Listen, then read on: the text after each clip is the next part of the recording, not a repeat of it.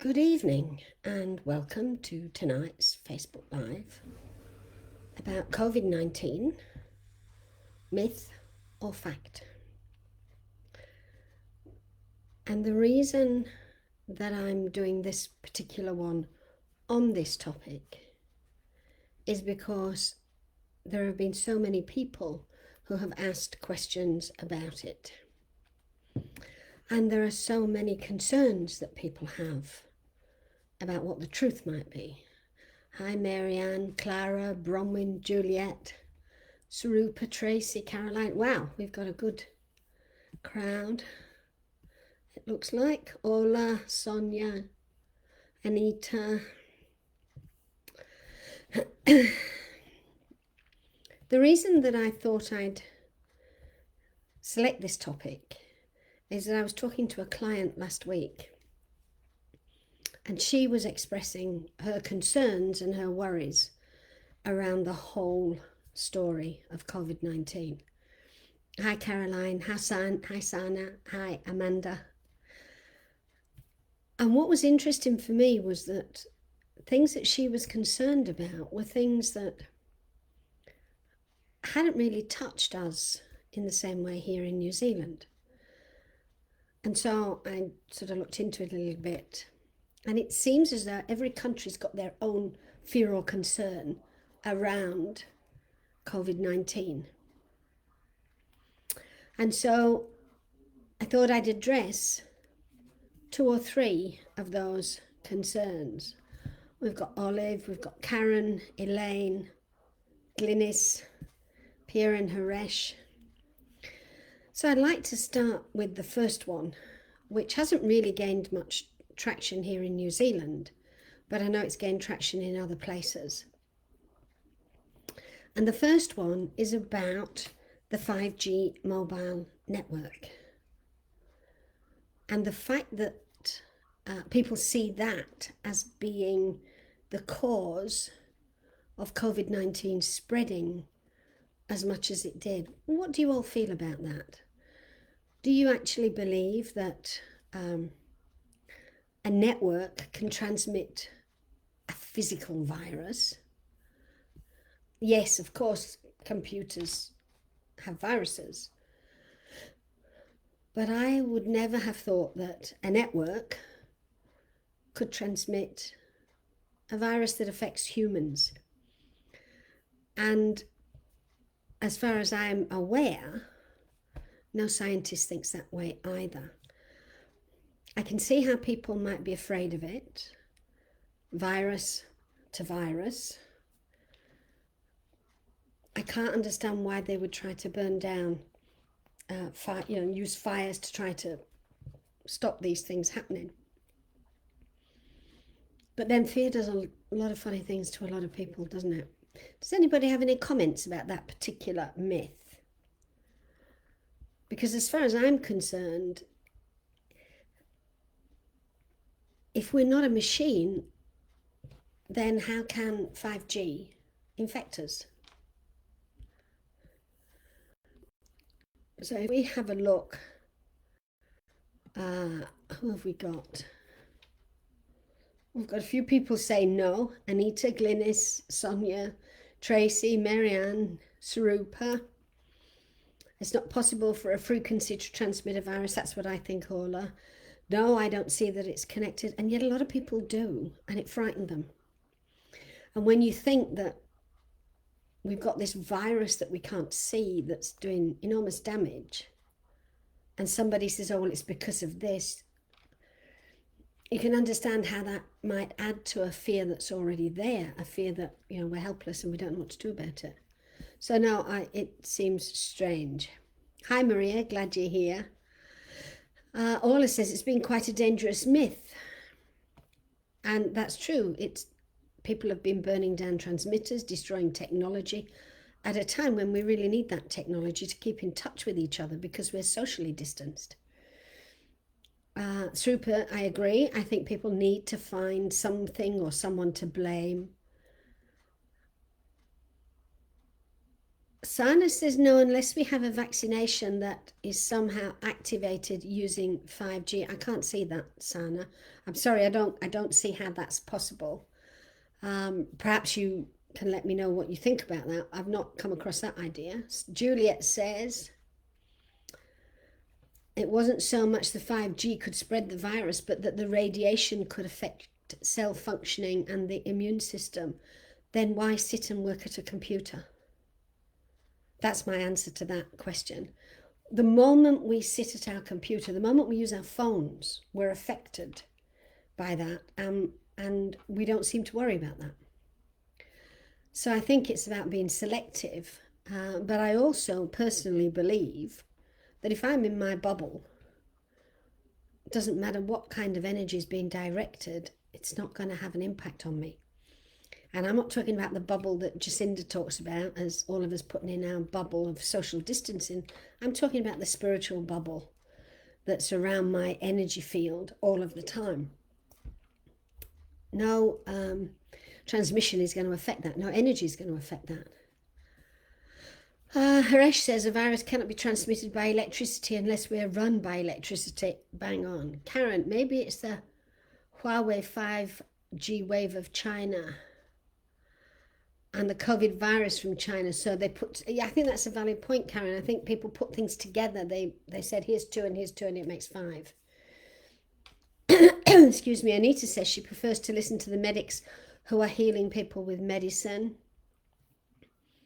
Elaine read the same as Juliet. It wasn't so much that 5G could spread it, but that the radiation could affect cell functioning. Let's see. Fear blinds us. That is absolutely true, Sonia. Hi, Akim. Elaine says the myth grew from the correlation of the development of electricity even during the Spanish flu. I think you're right. I think it did. Whenever we're threatened, we have to find a cause, as Sarupa said. We have to find something or someone to blame if we feel helpless. And it doesn't help, because then we do things that damage other people that we don't intend to do, but that's the kind of outcome. Angela says she heard the fears about 5G before the virus, and then people put the two together. Yeah. And she says she doesn't see the virus as connected. It feels the same fear as when GMO started. Juliet says it's a great point, re our spiritual bubble. It is important, you know. If we're in our bubble, we can only be harmed if we believe we can be harmed. And if we set an intent when we put that bubble around ourselves that only love can enter, then nothing else is going to get in. The only thing that's in our bubble with us is our own fear and what we allow that fear to make us do. Yeah, Sonia says she prefers trust in the bubble. Amanda says that 5G is a frequency like 4G. Well, why are we using 4G? If it's going to do damage, why are we using it? So, yes, Sarupa, I agree. It's a distraction.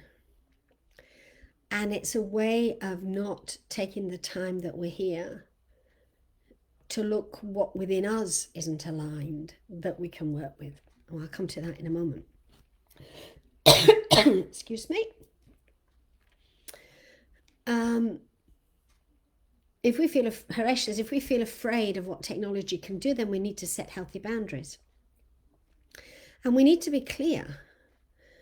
If we know how much of technology we trust, and that's what we work with, then that's fine. And you know, there are some people that won't use a computer because they don't trust them.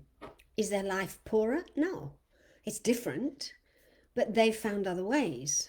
And computers weren't around when I was growing up because I'm so ancient. I had to learn to use a computer. I had to learn to work with it. We've come a long way in a very short space of time, and I think it's possible that as a consequence, we haven't caught up with the speed of the technology that's occurring. And we're trying to play catch up at a time when we feel threatened. Akim says, make love, not panic. That could be a solution, depends who you're doing it with. Marianne says it doesn't make scientific sense.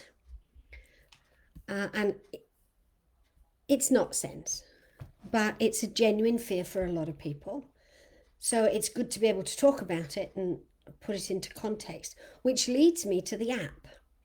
There's been a lot of talk about the app that we have on our phone, and then if we become infected, the government knows who we've been talking to, etc., etc. And that's given rise to a lot of fears around misuse of that energy.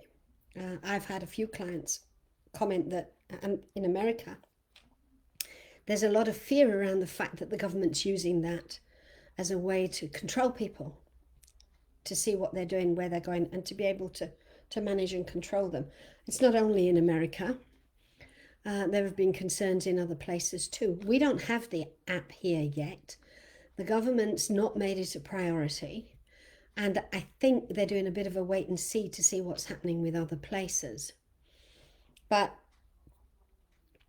for me, if they come back to storing the data locally, which is what they're talking about, instead of at a central location, storing it locally so that it goes out only if it's needed, I think that's got to be a good thing. What's Sana saying? Oh, she's back on. We're still back on the 5G, Sana. Okay. Many suggest that the 5G has a sound wave activation within, and that this activation allows control of masses. This control becomes a powerful microwave device. So the illness creates the need for a vaccination, and the vaccination is filled with nanoparticles which activate next to the 5G. I've got to say, and I'm going back 40 years now, that we had this same fear circulated just before we left the UK, that vaccinations had been compromised by the government, and that in actual fact, if anybody had a vaccination, what they didn't know was that that vaccine inserted a radioactive device into the body, which meant that at any point we could be switched on or switched off. That was 40 years ago. I haven't been switched off. I don't know anybody that has. And when somebody queried it and asked, let's x-ray the body to find it, the answer that came back then was, well, it's so tiny that it can't be picked up by machinery. Well, if it can't be picked up by x-ray machines, how did it get into the vaccine in the first place? I think there's a lot of fear being put together to build stories that frighten people even more. And I would hope that we can change that between us. Thank you for sharing that one, Sana, because I hadn't seen that one. And I can see how that, pulling in 2 or 3 things together, might frighten a lot of people. I don't see it. I don't get it. And I think you're right, Amanda. The app's no different to the aspects that we've got on Facebook, on Google, anywhere else. And Ola says it is possible for the data from the app to be completely anonymous, so there are no privacy issues. I know there's a big concern about privacy issues in the States, and apparently there are a lot of people suing over compromised privacy, which I struggle with. I struggle with the people who demand to be allowed to go where they want. They shouldn't have beaches closed. They shouldn't be prevented from doing this, that, and the other. I can sympathize, and I say that word, not empathize. I can sympathize with their need. I can't wear it. We have an opportunity to prevent, we had an opportunity to prevent the repetition of the Spanish flu, and we took it. Every country did it differently. Every country did it according to what they felt was best. But the point was that we acted to prevent, and that meant that we couldn't do as we'd always done. it cost all of us. In one way or another, it cost all of us. And a lot of people, it cost their livelihoods. They're not going to recover, and they know that. But they did it because they wanted to work as a community. They wanted it to be about we, not about me. I think when you look at it from a community perspective, it's about us working together. And all right, if for 2 months we can't go to the beach, in the scheme of things, in the scheme of a whole life, is that so bad? Even if it's 3 months, is that so bad? You miss one summer out of your life, but at least you've got a life. Or your neighbour who you might have infected doesn't get infected because of it. There are some people who will be affected. There will be some people who will go and there will be no impact. They'll go to the beach and they won't get coronavirus. And they won't infect anybody. There'll be other people who insist on doing what they've always done, and they will. There's a case here in New Zealand of a lady who worked in an aged care centre. She wasn't feeling well, but she went to work because she cared about the people. She wanted to be there. She didn't want to be a burden by being absent. She thought she could go, she could look after people, do her job, be part of the team. She didn't know it, but she had COVID. She infected people in that aged care home, and there were deaths. It's not her fault. She made a poor choice, and there were consequences. She made her choice out of emotion. And that's where I think all this, I need to be allowed to do what I want to, comes from. Comes from a sense of entitlement. But we're all entitled to live. We're all entitled to survive. Am I on my own here? People are still talking about the app and I've gone beyond it. Let's have a look. Haresh says, is it also about trusting spirit to bring to light what we need to know for our well-being? And there are enough people in the world working for the highest good for that to happen? Absolutely. Whilst ever as spiritual beings, we ask that whatever we do is for the highest good of everyone. We work as a community. And as a community, we can sustain each other and we can rebuild together. But the moment we split into, I'm entitled to this and I'm going to have this no matter what, we don't have a community. We have a lot of individuals and it becomes me, me, me. I can appreciate that we're not going to agree. And that's the beauty of society, is that we're allowed not to agree. I guess for me, it's just, if you trust spirit, if you believe in spirit, if you've got your bubble up and you ask that everything you do is guided for the highest good, then no matter what you do, will be for the highest good of everybody around you and yourself. Any other comments from anyone? Yes, Sana, it is. It's all about we, not me. It's about working as a team spirit. It's interesting, Jacinda, our Prime Minister, talks about a team of 5 million. We don't have a big population. And not everybody has done what's been asked of them. That's a democracy. Enough have done what's been asked of them, whether they've agreed with it or not, that today we had no new cases. Tomorrow we may have 10. We don't know. There are no guarantees. All we can do is the best. Yes, Sonia, together is so important. Amanda says, how can we support the emerging community energy of collaboration? I want to ask a question, because the emerging community energy of collaboration is something that we are going to be working with. You know, I was talking to Sonia, Anita and Orla earlier today about this, and Sonia made a very valid point. She talked about, because I was talking about people objecting to their civil liberties being compromised. And she said what she felt about Hong Kong and Taiwan is that people responded to their civic responsibility. And I think that's amazing. I think if we stopped looking at what we're entitled to, which is me, and looked at what we're responsible for, which is us, then when it comes to supporting an emerging new community, we'll do it from a sense of civic responsibility, not from a sense of entitlement. Any questions, any comments? Does anybody want to disagree with me? There are only 3 of the myths that have come to light. There are a heck of a lot more, such as the fact that this pandemic has been created by spirit to make us wake up.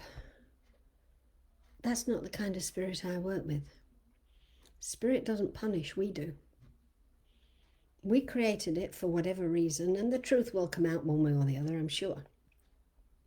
John has said all along that it's man-made, that it's not natural. There are those that say it is natural. There's a Japanese professional who's a Nobel Prize winner who says that the fact that it isn't contained by temperature means it can't be natural. So who knows? We will see who's right and who's wrong. To me, it's not about who's right or wrong. It's about the fact that we've got something happening, and how do we go beyond it? So Anita says, the docs and nurses and essential workers have asked us to stay home. They're helping us all at great personal effect on them also. The least I can do is my part. And that's true. Elaine says, is it relevant that entitlement seems to be different in Western countries, richer communities? I don't know that it's about money. I don't know that it's about wealth. I think entitlement it's something you have within you or you don't. Because I've met people that didn't have anything but felt they were entitled to everything. So I don't know that it's that, but I do think the Eastern countries are better at pulling together in an emergency. The West will do it when it feels really threatened, but at the moment, a lot of countries don't feel threatened. So perhaps that's... Orla says, we've already put others ahead of ourselves by isolating ourselves, and we can see how it benefits all of us. That's a great example of we, not me. Yeah, Elaine, you're right. Culturally, in Asia, people are more compliant. I think civic responsibility ought to become the catchword for how we rebuild going forward. I'm just throwing that out as a suggestion. Sarupa, the mask myth is a biggie. Some say it's fear-based to wear one, and that's also interesting because some governments tell you not to wear one and some tell you to wear one. Our government says that unless you know how to use it properly, it can become a means of infecting others. So, and they tell you how to do it, it's your choice. So for us, it's left to our choice. What else have we got? So I suggest that this may be an agenda manufactured by the powers that be for a new, more fascist global community. For example, the Gates Foundation or the World Health Organization. It may be, I don't know. I think from my perspective, if that's the truth, we'll find out. We will be shown. If that's the truth, we will see what's what. But I think before we start looking at that, we need to address the pandemic itself first and start to open things up again to make sure we've dealt with the health issues so that we can then start to reconnect with each other. Sarupa says entitlement is fear-based. Yes, it is. Yes, it is. It's an insecurity that's unaddressed. I don't feel equal, so I'm entitled to more. Absolutely. Yes, well, Japan's like Asia, Glynis. Yes, it is part of Asia. So yes, there is a great sense of collective responsibility. Clara says, we're responsible for our own health and also others, and that's true. I think for each of us, We need to sit, take a few deep breaths, and in our meditations ask to be shown what we need to know for our highest good, and how we as an individual can connect to others so that we become supportive, so that we sustain the connections that we have the opportunity to build. I'd like to do a little tuning in. It's not a meditation because it never takes long enough. So we're about to finish. So I'd like to ask that you all join me in just taking a moment to focus on your heart chakra. And as you focus on the energy of your heart chakra, to feel the pulse of life within you.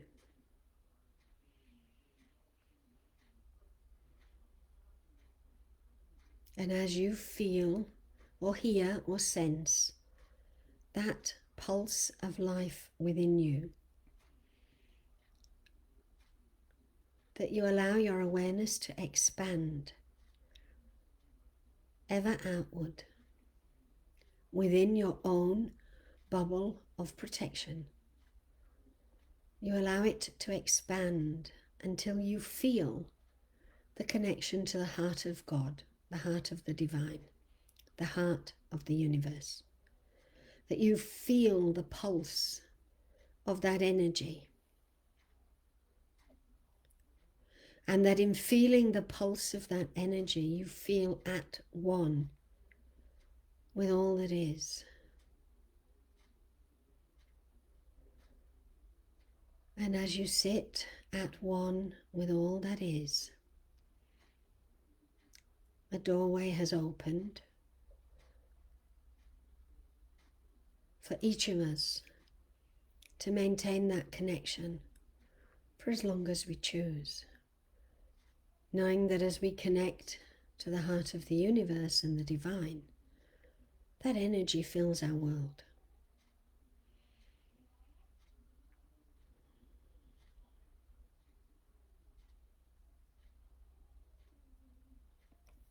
Over this coming week, I'd like you to think about the fact that next Monday we're going to have a panel.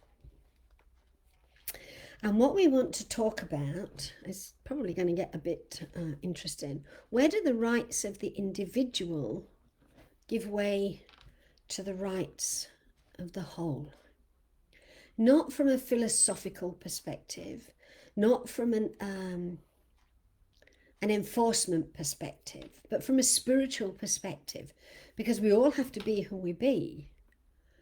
But in what way does that merge with who other people be for the good of the whole? Because in answering that, we can begin to work on how we help to sustain what's happening going forward, to build a community that's based on individual strength, not fear, and based on a sense of oneness, not separation. Next week, there'll be 4 of us doing this, and what we're going to do is an experiment. We're going to use Zoom to connect and stream through Facebook, so goodness knows how it's going to work. It's something different. But I'd also like to say that we want to start doing a panel every other week. So if there's anybody that really wishes to be part of the panel, drop me a line and tell me what you would. Secondly, if there's a topic that you feel would make a good panel for us all to talk about and connect over, to help us to rebuild community, then send us the topics as well. Post them on Facebook here on the Getting Together page, or drop an email to helen@insightteachings.com, and we'll keep you posted, literally, with what comes out of it, with what happens. Thank you so much for joining me tonight. I really appreciate it. There's a few things that we can take forward, one of which is civic responsibility. Sana says, if the illness is about an upgrade of DNA and a unifying of the brain, I'm not certain. I don't know. I think perhaps that could be something you put down as a topic. Anyway, thank you very much. I really appreciate it and look forward to doing this again next week. And if you liked it, pop me a comment in the box below so that I can tell that I'm not just off on one, that this has actually been of benefit. Talk to you later. Bye.